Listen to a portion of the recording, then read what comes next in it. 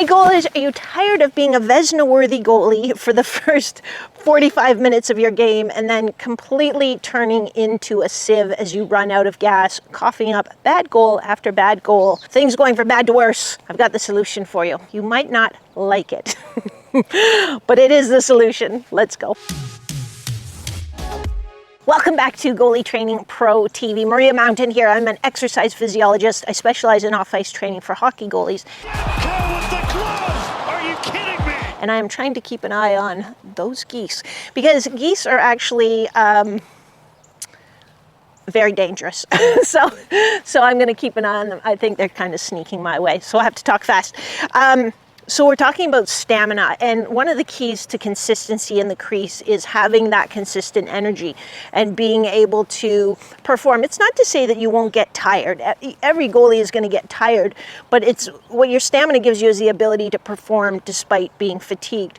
Once we get overly fatigued, then and you know this, you fall into bad habits. It's like, man, I never do that anymore, but you get tired, fall into those bad habits, your motor control decreases, and just like your speed breaks down, so you're not getting to where you need to be.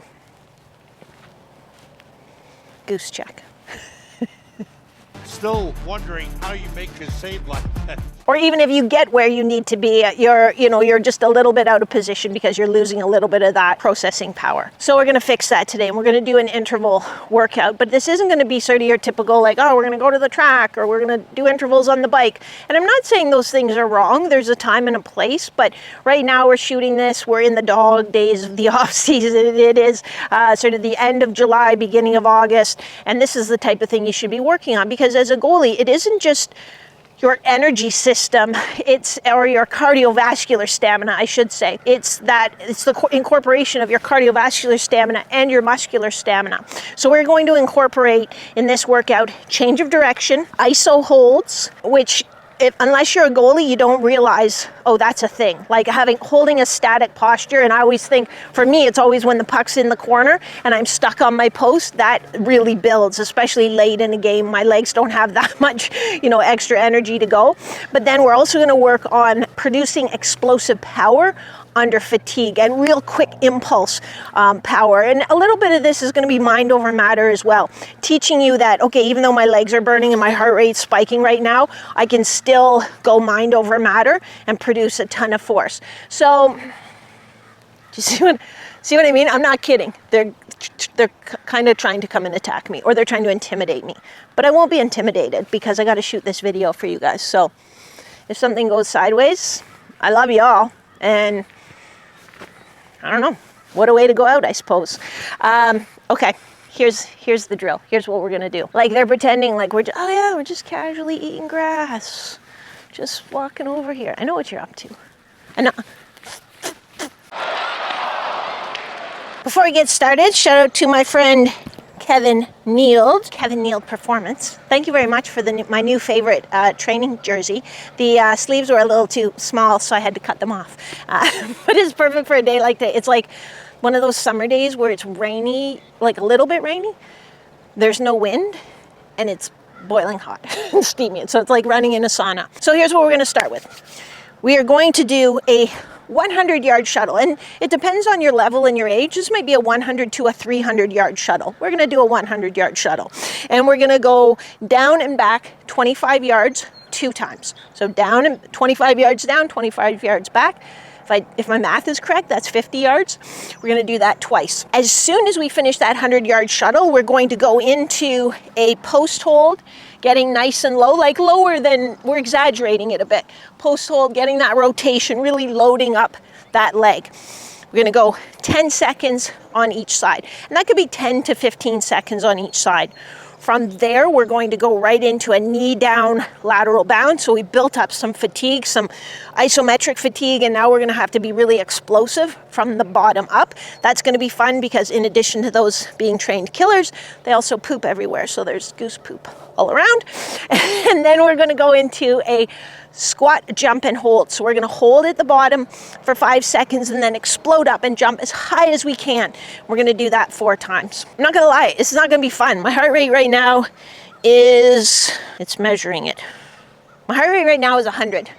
And it's either because I'm scared of the geese or I'm scared of this. And before you start this workout, sure you do a good little dynamic warm-up. Okay.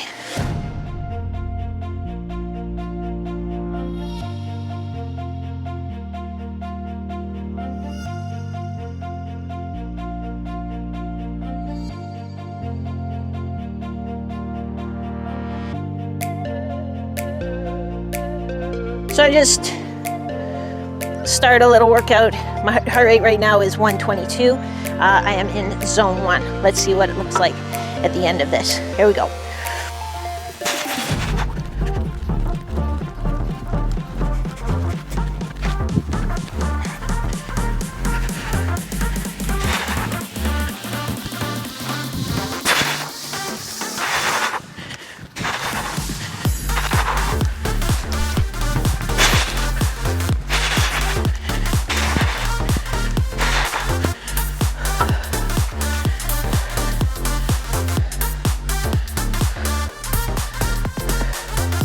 $158 right now.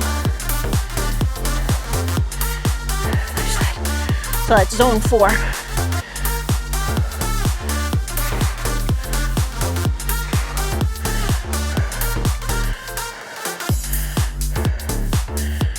Oh, let's count. There we go. And then knee down, lateral bound.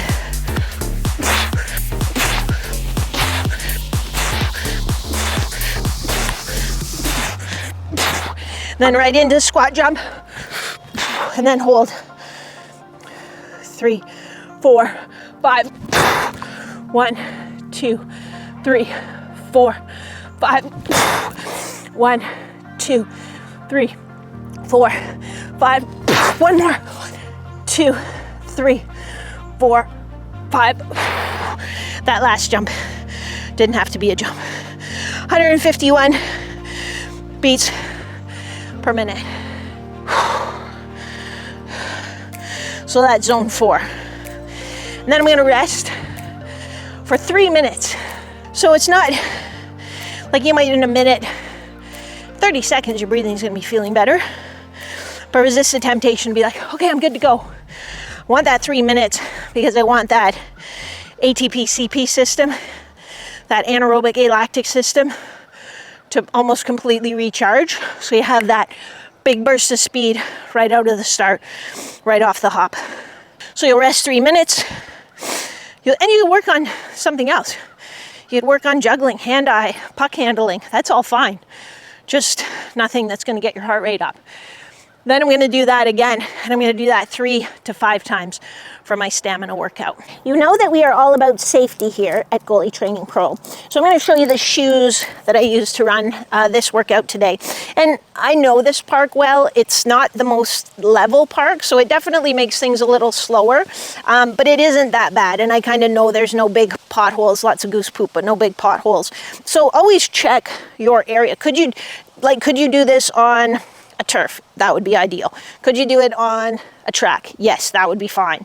It just needs to be somewhere that you know the area. And even before, you saw before I did it, I jogged back and forth a couple times just to look and see that there isn't something, broken glass, something.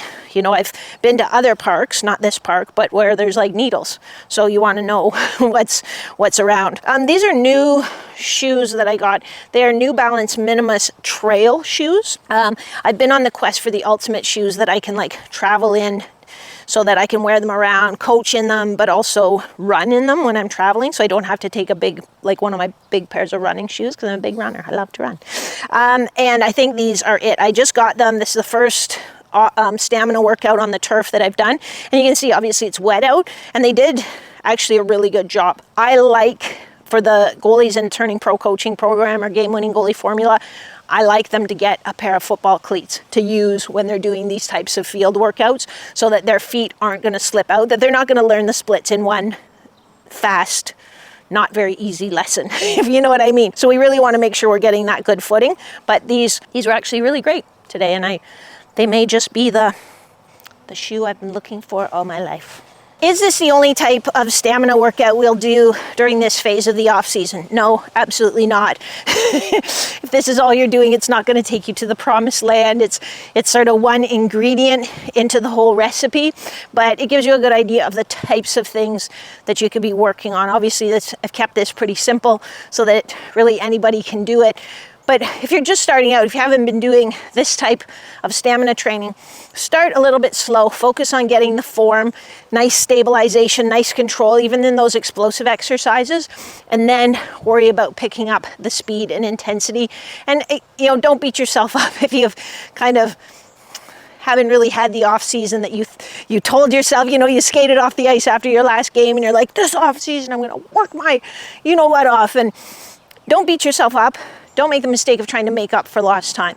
All you can do is start where you are. I'd maybe go back to like month 1 or month 2 and kind of start with some of those and then start moving forward. If you want the step-by-step blueprint, a great place to start is Game-Winning Goalie Formula. If you're a beer league goalie, it would be Beer League BootCamp. For young goalies like 10 to 13, that's the Next Gen Academy. And for high school and college goalies, it's Varsity Goalie Academy. And I'll put links to all those programs in the description. That's really your best bet because then it's everything, your mobility, your functional strength, your speed, and your stamina, and how to put them together to get maximum benefit. Don't forget to like, subscribe, hit the bell, all the things you're supposed to do to get more goalie-specific off-ice training each and every week. Otherwise, I will see you next week, same bat time, same bat channel. I love you guys. Cheers.